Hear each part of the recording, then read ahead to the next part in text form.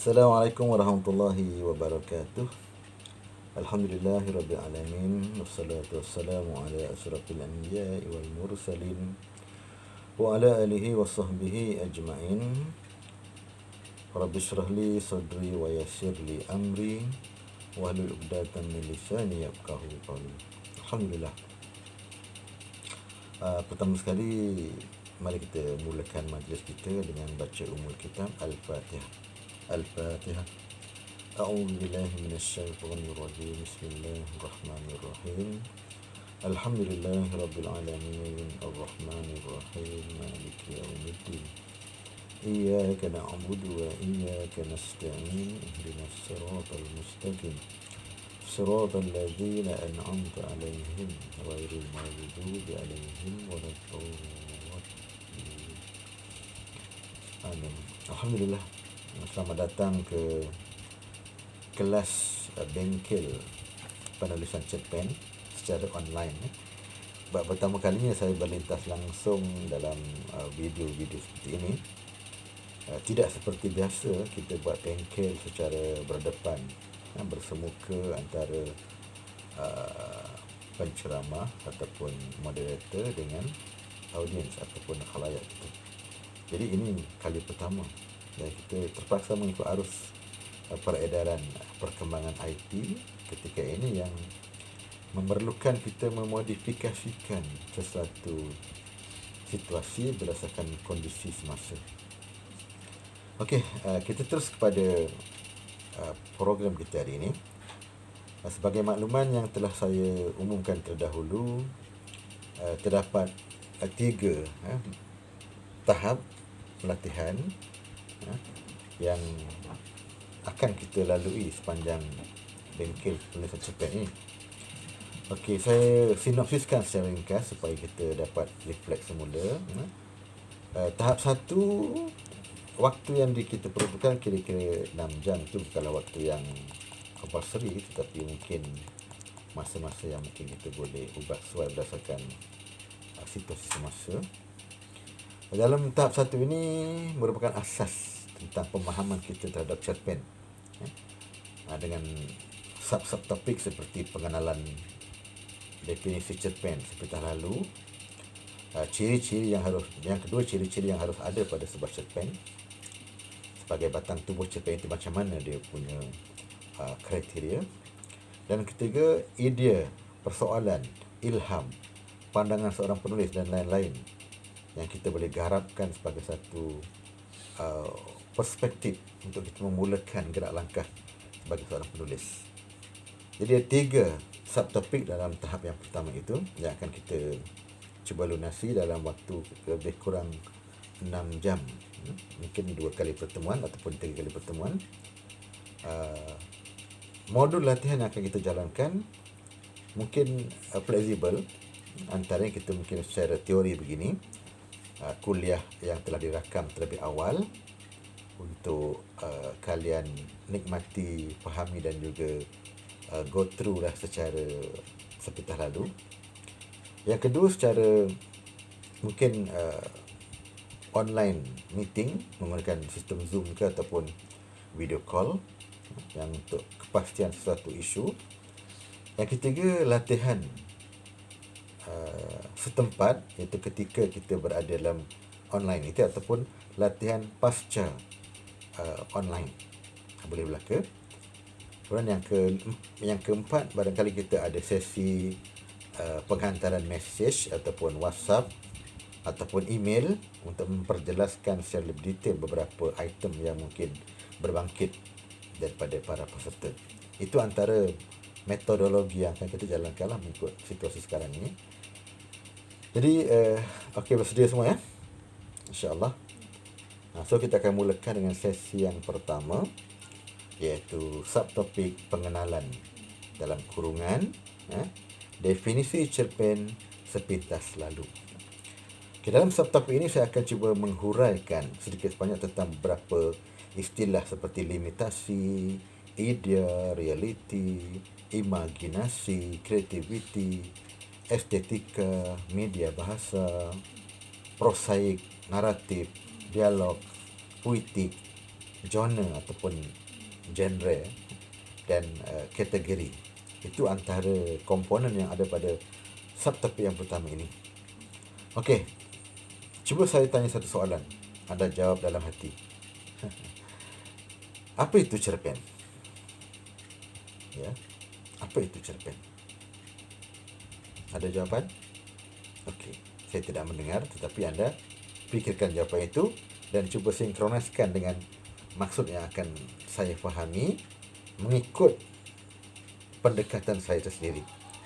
Barangkali saya tidak merujuk pada kamus-kamus yang lebih muktabar atau kamus-kamus yang lebih formal. Itu anda boleh cari melalui mana-mana carian Google ataupun buku-buku rujukan. Tapi bagi perspektif pandangan saya sebagai seorang penulis yang telah lama jugalah berkecimpung. Oh ya, barangkali saya perlu sedikit memberikan introduksi tentang diri saya. Jadi sebelum itu, pengenalan cerpen saya mulakan dengan pengenalan diri saya dahulu. Boleh? Okey. Saya seperti nama yang tertera merupakan seorang penulis lah ya.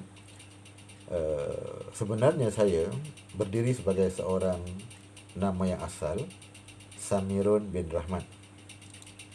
Nama yang dilahirkan dan juga nama yang tertera pada surat beranak dan kad pengenalan. Ialah oleh kerana penulis ni satu bidang yang agak glamour juga ya. Jadi kita barangkali ketika itu tendensi untuk merubah nama ataupun menggunakan nama pena begitu terserlah. Justru saya cuba fikirkan, nak tukar nama Samirun ni macam tidak glamour. Walaupun itu nama yang Allah berikan. Sekadar untuk mengikut peredaran zaman, saya pun ubah nama, mencari nama-nama sesuai. Dan lahirlah idea untuk menterbalikkan nama saya itu. Samirun bermula S hingga ke N. Saya tukar jadi mula N dulu kepada S. Jadilah Norimas, pada asalnya Norimas. Tapi kerana Norimas tu macam tidak begitu ada makna yang orang boleh fahami, saya tukar NO jadi NU. Jadi Nuri Mas, seolah-olah burung nuri, emas seolah-olah. Tetapi sebenarnya ialah Samirun. Sebab ejaan Samirun dalam bahasa Arab Samirun. Tapi kami orang Jawa tulis Samirun, Samirun. So saya sinkroniskan balik dengan sebutan Lughatul Arabiah yang betul, jadi Nuri Mas. Jadi Samirun kalau asalnya. Okey. Saya juga memiliki beberapa nama samaran lain yang kalau anda mengetahui dalam mana-mana karya saya. Antaranya yang pertama nama yang sebenarlah nama Samirun bin Rahmat. Saya juga tuliskan, biasa gunakan untuk penulisan rencana ataupun bukan kreatif, berita dan sebagainya. Yang kedua Nurimas, saya tambah SN di hujungnya untuk membawa makna tertentu. Nurimas SN untuk karya-karya yang kreatif seperti cerpen, puisi dan sebagainya. Yang ketiga saya juga gunakan nama S Amir On. Ini ada ceritanya lah di balik kenapa on itu. S Amir On, saya titik-titikkan supaya ketika itu ada mirip dengan Datuk Hussein On ketika itu. Beliau Perdana Menteri Malaysia yang ketiga. Dan saya ketika itu di tingkatan 4 ataupun 3 sewaktu beliau mengambil alih daripada Tuan Haji Abdul Razak Allahyarham. Dengan perkataan Hussein On, saya pun terfikir ubahlah nama saya jadi S. Amir On, barangkali satu ketika akan bisa jadi seorang Perdana Menteri. Dalam hati berbunyi begitu. Okey, kemudian yang terkini saya juga gunakan akronim ataupun kata nama Lara Pesona. Ini untuk yang karya-karya yang terkini dah. Tapi saya lebih mapan dengan Nurimas SN. Okey. Saya bermula sejak awal lagi sebenarnya. Seawal tingkatan 4 ataupun lebih awal daripada itu sudah mula mencoret cerita-cerita dalam bentuk lakaran yang mungkin tidak bermakna di dinding, di bantal, pada line media saya gunakan untuk menulis. Kemudian yang paling memulakan sebagai turning point ialah ketika tingkatan 4 ada pertandingan menulis puisi peringkat daerah anjuran sekolah saya, iaitu sekolah menengah kebangsaan Datuk Penggawa Barat. Dan ketika itu saya memasuki pertandingan sebagai peserta kelas aliran sains. Saya aliran sains Hang Tulen ketika itu, dan dinobatkan sebagai pemenang tempat kedua, Naib Johan. Oh, ketika itu cukup hebat sebab seorang pelajar sains jadi pemenang menulis puisi peringkat daerah. Yang menang pertama itu pelajar sekolah saya juga, aliran sastra. Munasabah lah kerana mereka belajar secara teori. Dan ketika itu saya didatangi oleh seorang guru bahasa Melayu.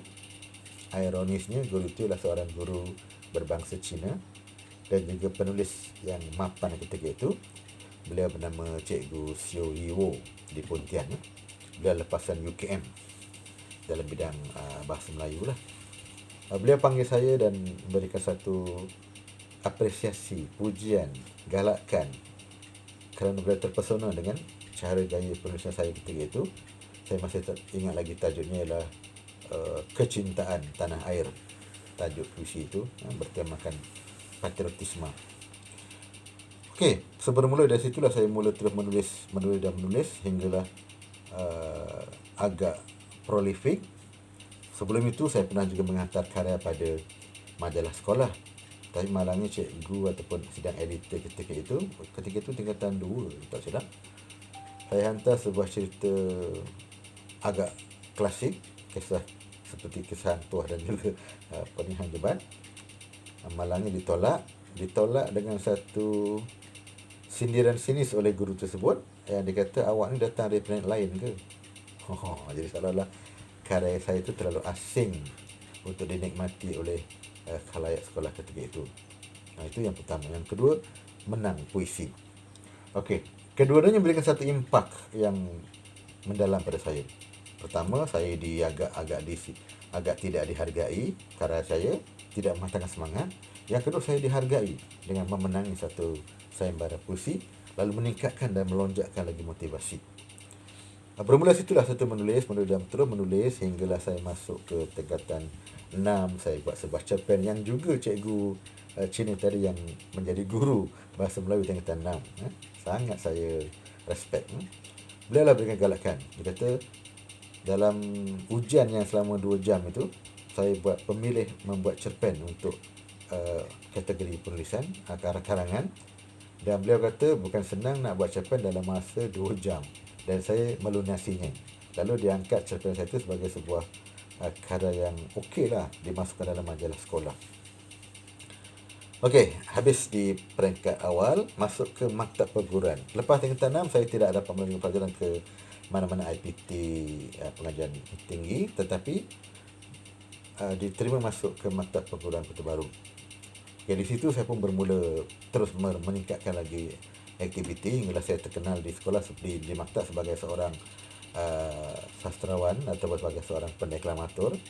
Saya muncul johan deklamasi puisi minggu orientasi. Kemudian cerpen saya pertama keluar di radio Malaysia Selatan. Ketika itu Melaka dan Johor bergabung dalam satu siaran stesen. Saya masih ingat lagi tajuk ruangan slot itulah Di Pinggir Selat Melaka, yang pengisiannya tentang sastra dan sebagainya. Saya hantar sebuah sebuah cerpen berjudul Hujung Penantian dan tersiar. Ketika itu saya masih setelah pun keluar daripada maktab dan mengajar di sekolah kebangsaan Sultan Ismail. Okey, bermula situ saya berhenti dulu sebagai introduksi pengenalan saya sebagai seorang penulis yang bermula dari alam persekolahan, walaupun bukan seorang yang terdidik secara teoretikalnya dalam bidang sastra, tetapi minat itu mendasari segala pengorbanan dan perjalanan. Saya sanggup membaca buku sendiri, belajar sendiri, pergi perpustakaan, balik sekolah tak terus balik ke rumah sebab kami orang kampung tidak ada apa-apa yang ada di rumah. Lebih baiklah kita di perpustakaan membaca buku mengenai teori-teori sastra. Dan itulah turning point untuk menjadi seorang penulis. Sastrawan negara Sama Said pernah berkata, nak jadi seorang penulis, pertama anda kena membaca, kedua membaca, ketiga membaca, keempat juga membaca, kelima baru menulis. Maknanya apa? apatah lagi saya yang tidak belajar secara teori, kalau kita tidak membaca mencari ilmu, kita tak dapat apa-apa untuk menuliskan semula apa yang kita baca. Jadi 4 kali membaca bermakna 4 kali ganda membaca itu barulah sesuai untuk seorang itu menjadi seorang penulis balik apa yang dibaca. Dan saya tak tahu tentang itu mula-mula, tapi itulah yang saya buat. Bila dah tua begini baru tahu, oh itu kata-kata Isaman Said. Jadi membacalah sebagai kata kunci utama siapapun untuk berjaya. Okey. Saya kira cukup dulu. Nanti kalau ada soalan tentang perkembangan saya seterusnya, anda boleh tanyakan dalam bentuk WhatsApp ke ataupun dalam apa-apa medium yang kita sebutkan tadi. Alright. Itulah mengenai definisi ataupun pengenalan diri saya. So kita masuk pada slide yang pertama, iaitu definisi cerpen sepitah lalu. Soalan saya tadi, apakah itu cerpen? Okey, dah panjang masa saya berikan untuk anda berfikir, pastilah ada jawapan. Okey, apapun jawapannya itu milik anda. Anda boleh jawab apa sahaja kerana sastra itu berbentuk mujarad, abstrak. Sebab tu ada orang berkata sastra untuk ataupun seni untuk masyarakat. Satu lagi kelompok seni untuk seni ataupun sastra untuk sastra. Hanya kumpulan tertentu saja boleh memahami dan menikmati sastra. Kumpulan yang kedua, tadi yang pertama ialah untuk masyarakat. Dia kata seni itu untuk masyarakat. Dia dinikmati oleh khalayak ramai supaya difahami dalam bentuk yang dia mengerti apa yang kita nak sampaikan. Jadi apa makna katanya kalau kita tulis seindah rupa macam mana pun tetapi orang tidak memahami, so tak sampailah kita punya message untuk merubah masyarakat itu. Kerana penulis adalah seorang reformer. Mereka merubah keadaan. Kita mengimbau sejarah silam bagaimana kemerdekaan negara adalah awalnya ditangani oleh para penulis. Zaman-zaman Pak Sako dahulu, Isa Haji Muhammad, zaman-zaman Osman Awang, zaman-zaman awal daripada itu Raja Ali Haji misalnya. Mereka lah yang menjadi reformer, menaikkan semangat reformasi dan juga semangat patriotisme dalam kalangan rakyat supaya bangun memberontak menentang penjajah. Mereka menggunakan media ketika itu surat khabar lama ataupun surat khabar majalah-majalah, makalah-makalah, pembesar suara sebagai media untuk mereka menyampaikan mesej. Dan akhirnya Ahmad Baistaman, Isa Haji Muhammad, Osman Awang, Sahanun Ahmad, Rahim Kajai dan orang-orang lain yang cenderung dalam bidang sastra ketika itu menjadi reformer, menjadi perubah masyarakat ketika itu. Justru peranan penulis pertama kali ialah menjadi seorang perubah minda masyarakat. Okey, bagi saya cerpen ikut akronimnya cerita pendek. Okey, bagi saya cerpen merupakan satu luahan idea, satu garapan teknik, satu santunan bahasa, satu keindahan estetika yang disampaikan secara penuh sedar oleh penulis untuk menyampaikan mesej kepada audiens ataupun khalayak. Idea itu dicanai dengan begitu rupa menggunakan medium bahasa untuk tersampaikan makna. Jadi, secara tak langsung, saya lebih cenderung dengan frasa sastra untuk masyarakat. Okay, kerana apa yang kita nak buat, mesti ada orang yang meminatinya. Okay, itu kata-kata saya. Anda boleh membangkangnya, boleh membuat interpretasi yang lain. Tapi itulah bagi saya, cerpen suatu karya yang menggabungkan idea yang ditulis secara sedar oleh penulisnya, menggunakan medium bahasa dan sampai makna mesej yang kita nak sampaikan kepada khalayak ataupun audiens. Okey. Pertama, limitasi. Jika ada satu cerpen, istilahnya cerpen pendek, bermakna dia telah di-closekan, telah diletakkan dalam satu limitasi ruang jeda tertentu supaya tidak lepas dalam garapan cerpen. So, cerpen itu sebuah karya yang ada limitasi. Okey, limitasi pula merupakan satu kekangan yang dibina cipta oleh sesiapa sahaja.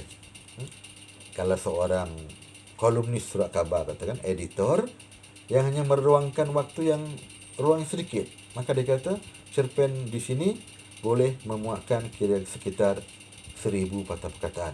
Itu limitasinya, mengikut kehendak akhbar tersebut.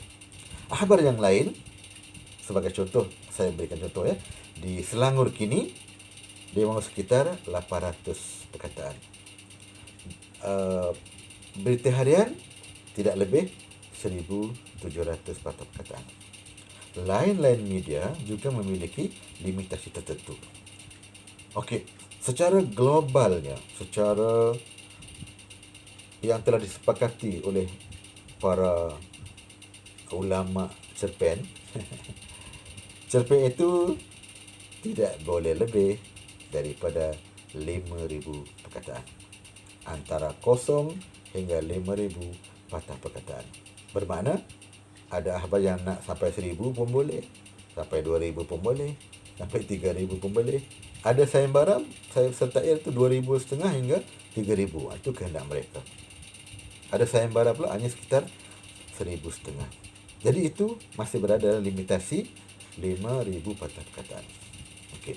5,000 hingga ke 10,000 itu dah jadi kategori cerjang, cerpen panjang. Cerita panjang. Ataupun orang boleh namakan sebagai novelette. Ada juga, itu kita bidang lain, kita masukkan kemudian. Okey. Malah sekarang ini ada pula satu lagi kependekan daripada cerpen. Cerpen tu cerita pendek, dah pendek dah. Ada pula satu lagi, certot. Ini barangkali istilah baru lah, saya pun tak berapa gemar menggunakannya. Certot iaitu cerita kontot. Yang barangkali sekitar 100 hingga 300 perkataan. Ada juga anekdot, iaitu cerita-cerita pendek yang lagi pendek daripada cerpen, lagi pendek daripada certot, barangkali 200 perkataan, 100 perkataan, yang ada unsur-unsur lelucon dan pengajaran. Itulah antaranya. Jadi cerpen itu cerita pendek sekitar 0 hingga 5,000 patah perkataan umumnya. Jadi siapa-siapa yang membina cipta cerpen di dalam lingkungan itu, kira cerpen lah, 100 perkataan ke 200 perkataan ke, dan sebagainya. Pertama, limitasi. Yang kedua, idea. Okay. Sesebuah karya sastra bukan sekadar omong kosong. Dia tidak hanya luahan perasaan prestasi seseorang, luahan perasaan marahnya. Kadang-kadang kita marah, kita luahkan dalam bentuk perkataan, kata-kata yang kotor, yang keji dan sebagainya. Tidak. Cerpen bukan setakat itu. Cerpen adalah garapan idea yang digaul rapat dengan medium. Mungkin ada unsur lelucon, ada unsur lucah, barangkali ada unsur dendam, patriotisme, kasih sayang, yang digaul sekali untuk menjana idea itu supaya sampai ke destinasinya. So, idea mesti ada. Cerpen awak ni apa ideanya? Oh, idea saya nak bagi orang ini, contohnya. Saya ada idea. Apa ideanya? Oh, pandangan saya begini. Jadi, apa idea ialah apa yang kamu nak sampaikan. Apakah utusan utama kamu tulis cerpen? Apa idea? Oh, bila kita fikir, tak ada idea lah nak buat. Apa buat? Banyak idea kan? Apa idea contohnya? Idea orang nak cari makan. Idea PKP sekarang, zaman sekarang. Idea ekonomi. Mana idea itulah cetusan perkara yang kita nak mulakan menulis untuk disampaikan kepada orang. Idea boleh dicari di mana-mana. Idea merupakan tunjang utama sesebuah cerpen. Ada idea, ada ilham, boleh menulis. Jadi tak ada idea, nak tulis apa? Tanya, apa dengan awak? Oh, I have no idea. Apa pendapat awak? Aku tak ada pendapat. So, tak boleh buat apa lah kan? Apa pendapat awak? Saya rasa... Okay, jadi, bila dia rasa tu memang dia ada berfikir tentang idea. Satu ya. Yang kedua, cerpen itu mengandungi realiti kehidupan. Malah sesetengah orang berani berkata, saya pun berani berkata, apa yang kita tulis, separuh atau lebih daripadanya ialah realiti hidup kita sendiri.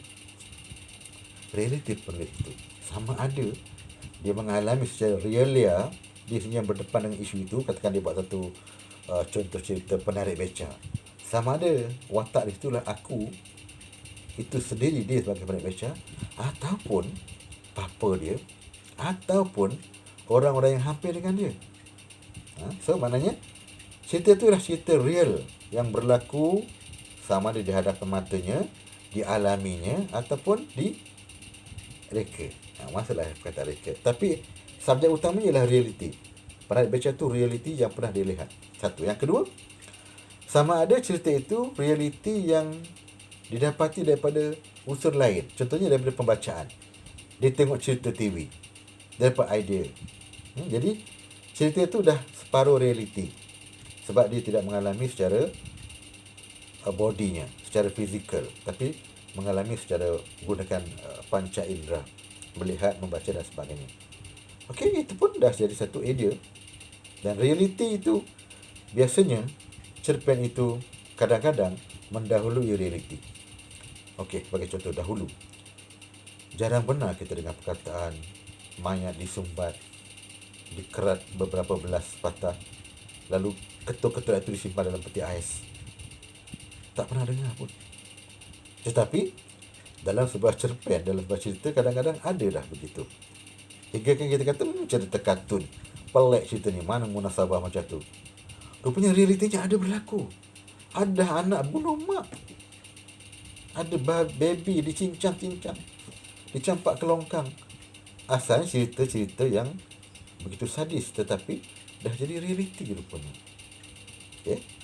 Jadi cerita, cerpen ataupun apa sahaja cerita adalah 60% ke atas atau 50% ke atas adalah realiti kehidupan penyair atau penulis itu sendiri. Okey, dan akhir sekali untuk soalan yang pertama ialah imajinasi. Okey, realiti benda yang betul. Benda yang betul biasanya direct. Aku bunuh kau. Insidennya adalah bunuh. Tetapi dalam cerpen, pembunuhan tidak berlaku secara langsung begitu. Okay, macam cerita sebuah berita. Seorang ibu membunuh anaknya. Direct. Dan sampai kepada audiens ceritanya. Dalam cerpen, isu yang sama tetapi menggunakan daya imajinasi pengarang untuk menyampaikan realiti tadi, isu tadi, dalam bentuk yang berbeza dengan berita. Dia tidak guna kata langsung, ku bunuh kau.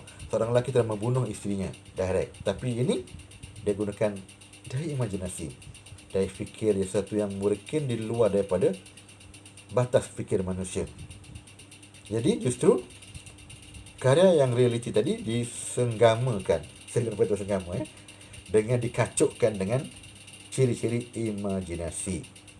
Okay? Menjadikan realiti itu tidak dibaca dengan direct secara puas, tetapi dengan lebih berhemah, menggunakan teknologi kreativiti. Okey, so ada 4 perkara yang saya bincangkan hari ini, iaitu limitasi, idea, realiti dan imajinasi. Itu antara komponen yang perlu ada untuk mengenali sebuah cerpen. Dan definisi cerpen yang saya telah kemukakan awal. Jadi saya kira untuk slot pertama ini, kita berhenti di situ supaya anda boleh menakul, mentafsir dan mungkin membuat murajaah, ulang kaji sebelum nanti kita bersoal jawab dalam bentuk WhatsApp dan sebagainya. Jadi untuk sesi pertama ini saya kira cukup. Kita tangguh dulu perjumpaan kita kali ini dengan baca tasbih Al-Kifarah dan juga surah Al-As. Subhanallah bihamdihi, subhanallah bihamdika, asyhadu an la ilaha illa anta, astaghfiruka wa atubu ilaik. Bismillahirrahmanirrahim. Wal 'asri innal insana lafi khusr illa alladzina amanu wa 'amilus solihat wa tawassaw bil haqq wa tawassaw bis sabr. Hingga bertemu lagi. Assalamualaikum warahmatullahi wabarakatuh.